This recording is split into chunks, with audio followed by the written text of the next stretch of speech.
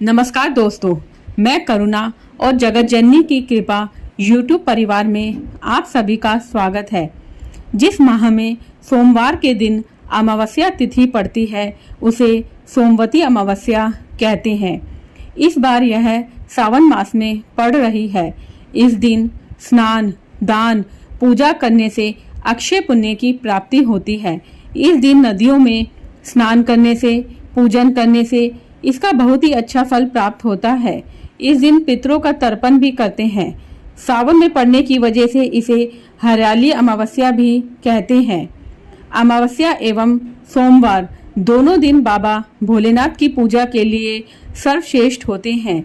अगर आज के दिन भोलेनाथ की पूजा आराधना सच्चे मन और भाव से की जाती है तो किसी भी प्रकार के दुख, दरिद्रता और कष्टों से मुक्ति मिल जाती है। वैसे भी सावन का महीना भगवान भोलेनाथ को समर्पित होता है। तो दोस्तों, आज की इस वीडियो में मैं आपसे बात करने वाली हूँ कि सोमवती अमावस्या पर कौन से उपाय आपको करने हैं। स्नान, दान और दीपदान का शुभ मुहूर्त क्या होगा, किस समय आपको पीपल की पूजा करनी है। दोस्तों, इस वीडियो में मैं ऐसे उपाय आपके साथ शेयर करने वाली हूँ जो अगर आप सोमवती अमावस्या के दिन करते हैं तो किसी भी प्रकार के पितृदोष, वास्तु दोष, ग्रह दोष या फिर कोई भी परेशानी आपके जीवन में हो, आप कर्ज से घिरे हो या शत्रुओं और बीमारियों से घिरे हो, तो ये उपाय करने से आपको इन सारी परेशानियों से मुक्ति मिल जाएगी। आज की वीडियो बहुत ही महत्वपूर्ण है। वीडियो को पूरा जरूर देखिए। अगर वीडियो अच्छी लगे तो लाइक जरूर कीजिए। आपके लाइक और कमेंट्स मेरे लिए बहुत ही महत्वपूर्ण होते हैं। इससे मुझे आगे बढ़ने की प्रेरणा मिलती है। अगर आपने अभी तक चैनल को सब्सक्राइब नहीं किया है तो चैनल को सब्सक्राइब जरूर करें और बेल बटन को भी प्रेस कर लीजिए। इससे चैनल पर जो भी नई वीडियो अपलोड होगी तो उनकी नोटिफिकेशन आपको सही समय पर प्राप्त होगी। तो बात करते हैं सोमवती अमावस्या का शुभ समय क्या है, यह कब शुरू हो रही है और कब समाप्त हो रही है। तो देखिए, अमावस्या तिथि शुरू हो रही है 16 जुलाई 2023 रविवार को रात 10:08 पर और उसके बाद समाप्त हो रही है 18 जुलाई को दिन में 12:01 पर। तो उदया तिथि के अनुसार सोमवती अमावस्या 17 जुलाई सोमवार को मनाई जाएगी। कोशिश कीजिए कि इस दिन सूर्योदय से थोड़ा पहले उठें ताकि घर की साफ सफाई आप आसानी से कर सकें। सबसे पहले मुख्य द्वार, चौखट की साफ सफाई कीजिए। इसके साथ ही जल का छिड़काव कीजिए और चौखट को पानी से अच्छी तरह से धो लीजिए। मुख्य द्वार की सफाई अत्यंत आवश्यक है और पानी में थोड़ा समुद्री नमक और थोड़ा गोमूत्र जरूर डालें। इससे घर की नेगेटिविटी दूर होती है। वैसे तो शास्त्रों में पवित्र नदी में स्नान करने का विधान बताया गया है, लेकिन जिनके लिए ऐसा संभव नहीं हो पाता है तो घर में ही शुद्ध जल में थोड़ा सा गंगा जल मिलाकर स्नान कर सकते हैं। घर में ही अगर ब्रह्म मुहूर्त में गंगा जल मिश्रित जल से स्नान करते हैं तो पवित्र नदियों में स्नान के बराबर ही फल प्राप्त होता है। गंगा जल के साथ ही थोड़े से काले तिल भी स्नान वाले जल में अवश्य डालें। इससे हमारे पितृ प्रसन्न और तृप्त होते हैं।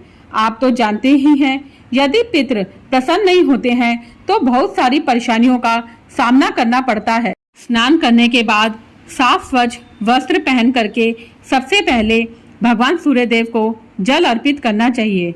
अगर आप आज जल में थोड़े से काले तिल मिलाकर भगवान सूर्यदेव को अर्पित करते हैं तो इससे आपको पितृदोष और ग्रह दोषों से भी मुक्ति मिलती है। इसके बाद घर के मंदिर में जो भी देवी देवता विराजित हो उनकी पूजा कर लीजिए। इसके बाद भोलेनाथ की विधि विधान से पूजा करिए।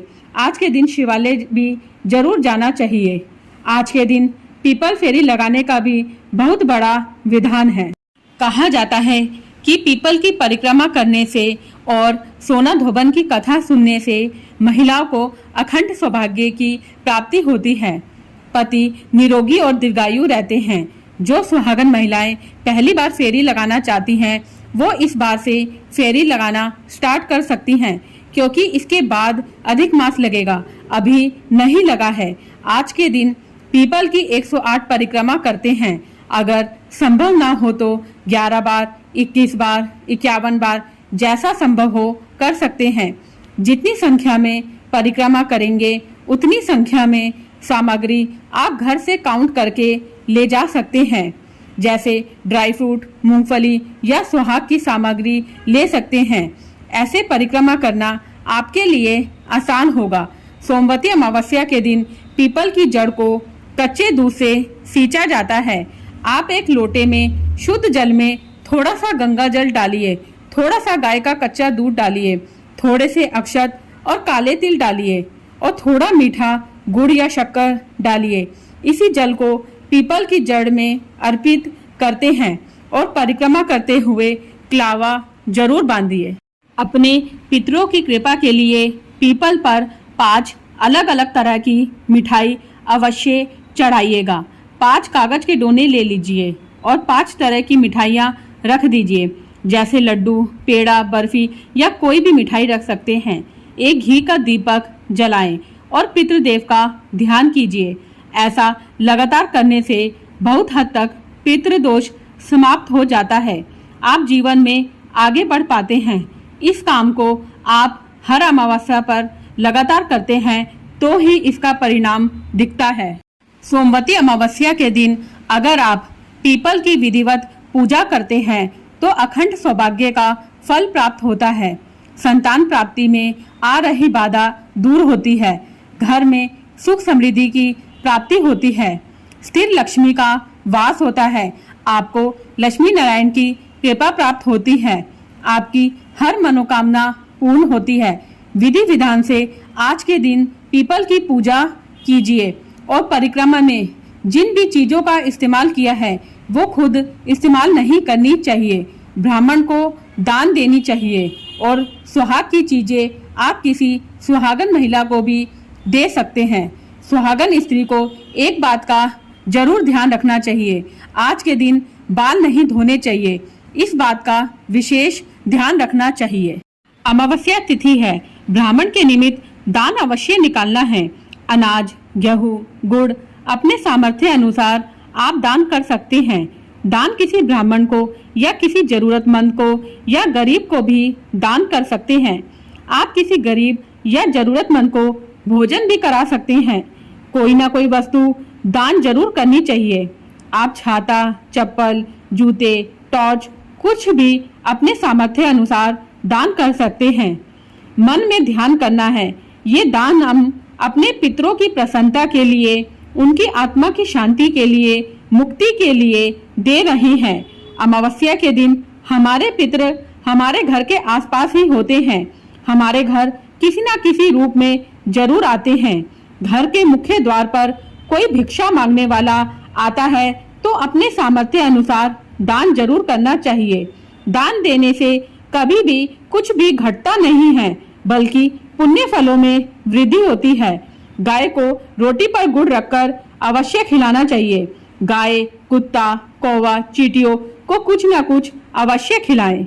और शाम के समय घर के मुख्य द्वार पर दक्षिण दिशा की तरफ मुख करके पितरों को याद करके एक सरसों के तेल का दीपक अवश्य जलाएं।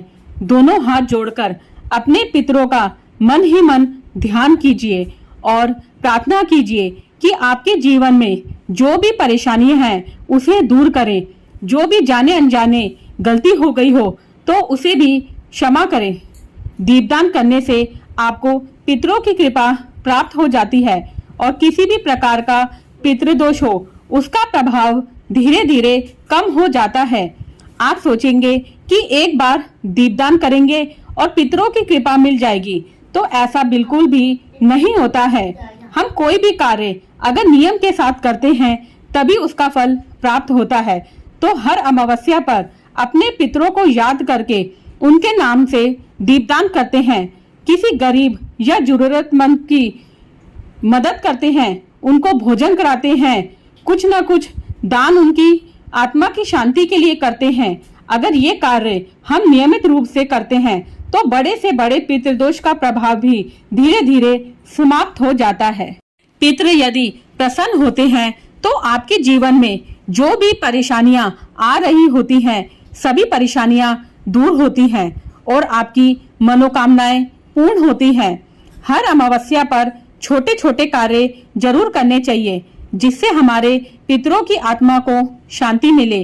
हर अमावस्या तिथि पर एक नियम बना लीजिए, किसी भी खाने की सामग्री का दान अवश्य करना है या किसी जरूरतमंद की मदद करनी है या किसी गरीब को भोजन कराना है। नियम से ये करना शुरू कीजिए। आपके सभी प्रकार के वास्तु दोष, ग्रह दोष और किसी भी प्रकार का पितृदोष निश्चित ही समाप्त हो जाता है।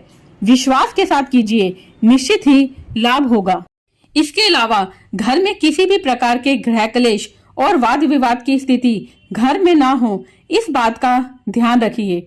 आज के दिन मांस मदिरा का किसी भी प्रकार के तामसिक चीजों का घर में प्रयोग नहीं होना चाहिए। शाम के समय गाय के उपले पर गुगल, लोभान, लौंग की धुनी अवश्य करिए। इससे घर में सकारात्मक ऊर्जा बढ़ती है। ये छोटे छोटे कार्य आपके जीवन की बहुत सारी परेशानियों को दूर कर सकते हैं। जरूरी नहीं है कि कोई बड़ा उपाय करना है। ये छोटे छोटे उपाय आपकी आर्थिक परेशानी, कर्ज मुक्ति, शत्रु बाधा या घर की नेगेटिविटी जिससे कि आप बहुत परेशान हैं, हर प्रकार की परेशानी इन छोटे छोटे उपायों से दूर हो जाती है। मिलती हूँ आपसे अपनी अगली वीडियो में, तब तक के लिए नमस्कार दोस्तों। जगत जननी की कृपा आप सभी पर बरसती रहे।